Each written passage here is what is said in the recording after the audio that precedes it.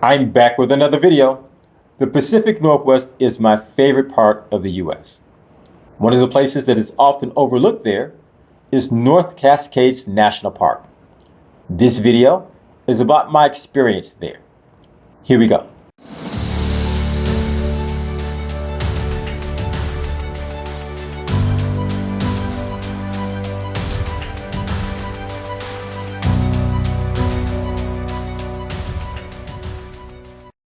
This trip begins with a flight to Seattle, Washington. As you are approaching Seattle, you can look out the window and you see mountains, volcanoes. Those would all be part of the Cascade Mountain Range. We're going to talk about that later. Once I arrived in Seattle, got in the car, got on I-5, drove north about an hour and a half to the town of Mount Vernon, where I took a right turn on Highway 20. I passed through the towns of Cedar-Woolley, and eventually I arrived in North Cascades National Park. North Cascades became a national park in 1968, but we know that at least 8,000 years before that, the indigenous people of the Skagit and the Seattle tribes occupied this area, and they lived along the Skagit River, largely on the salmon that come here to spawn every year. Couple things about North Cascades National Park. It is one of the least visited national parks in the United States National Park system. Couple reasons for that. It has a lot of competition. There's Mount Rainier, there's Olympic National Park. There are a number of places that are within 3 hours of Seattle, of which everyone can go. So as far as national parks go, this place comes in third. Let us not confuse the beauty of this national park based on the number of people who visit. Being a mountain with lots of snow, you would imagine there will also be lots of beautiful waterfalls, and there are.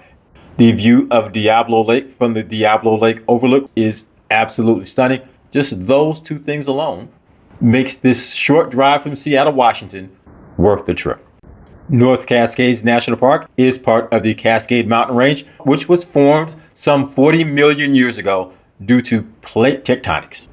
Plate tectonics are large masses that float on the Earth's mantle.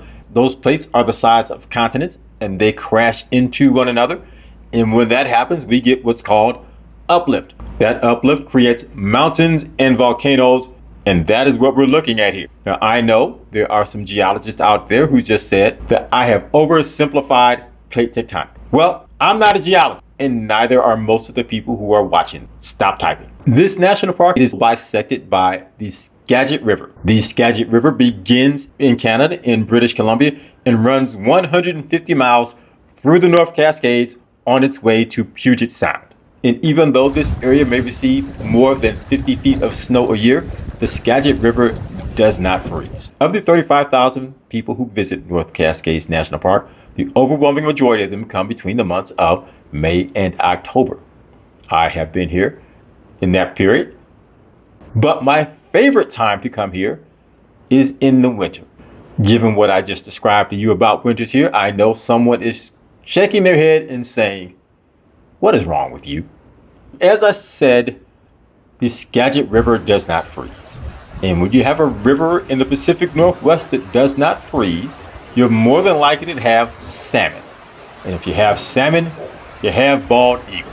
The bald eagle population in this area skyrockets during the winter months, and that is why I come here. You've heard me say before that I am a bird watcher and general overall nerd, so that's why I'm here. I have been here several times during the winter months, and I've enjoyed every one of them. The chum salmon run peaks in the Skagit River in the month of December.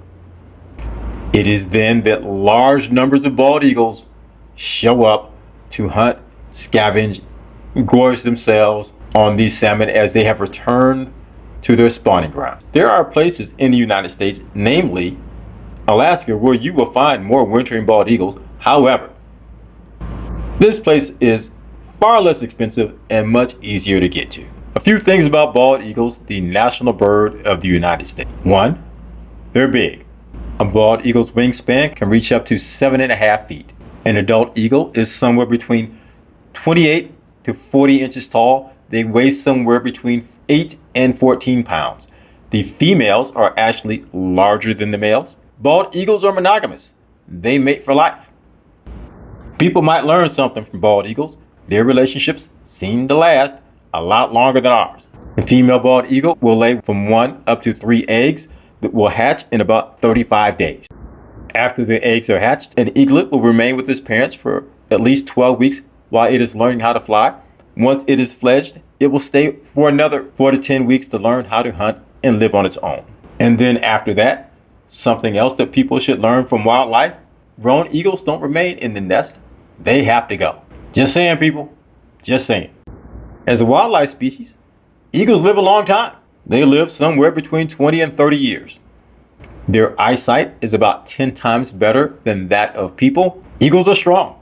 Their talons grip at about 400 pounds per square inch, and they can fly up to 75 miles an hour at altitudes up to 10,000 feet above sea level. Bald eagles are equipped with everything they need to be excellent hunters. However, little fun fact, bald eagles are primarily scavengers. They would rather scavenge than hunt. It takes about 5 years for a bald eagle to be what we recognize as a bald eagle. During its first few years, they tend to be a shade of brown before they take that bald eagle look that we all know and recognize. I hiked up and down the Skagit River and saw eagle after eagle. Some were eating, some were just hanging out in the trees, but there were lots of them there. While I was at one spot, there was another person there with the camera. He came over to me and said, "Hey, are you watching eagles?" I said, "Yeah." I saw several more of them this morning.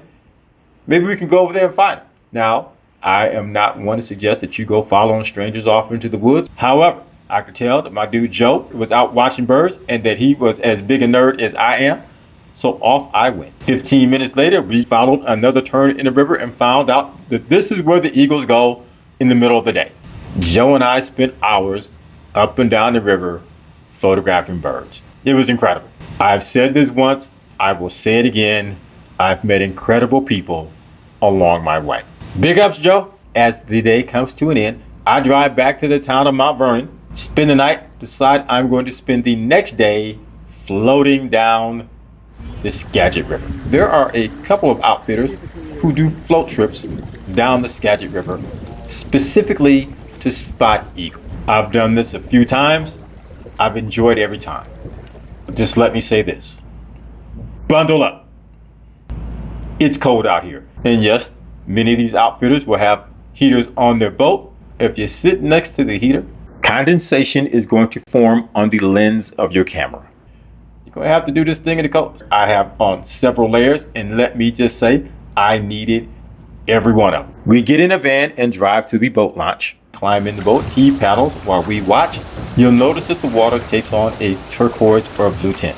That is from the glacial silt that runs from the glaciers in the mountains. Even in winter, it is beautiful. As he paddles down the river, you can look and see the mountains in the distance. Quite stunning. This trip takes about 2 to 3 hours. Cost about $130, $140 per person. It is well worth it. I saw more bald eagles than I could count. Like most rivers, there are several bends in this river, and it seems that at every bend, there were eagles. They were soaring above, they were in trees, they were on shore feeding. They seemed to be at every turn. By the time this float was over, I felt that this was money well spent. I have done this more than once, and I will do it again. After the float trip, I went out, hiked up and down the river a bit more, photographed more eagles. It's not like there's a whole lot else to do this time of year in this area, and this is exactly why I came here. So it should go without saying that I had a good time.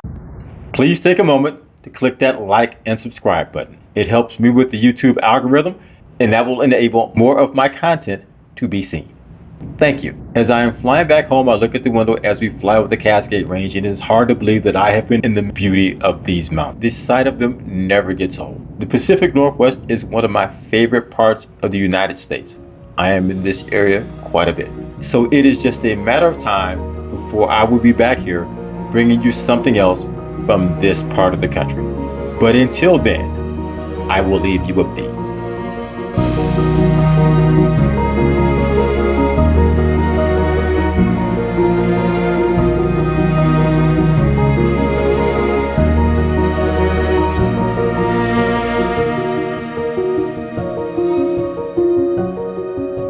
Thank you for watching. I'll be back with another video soon. Please tune in.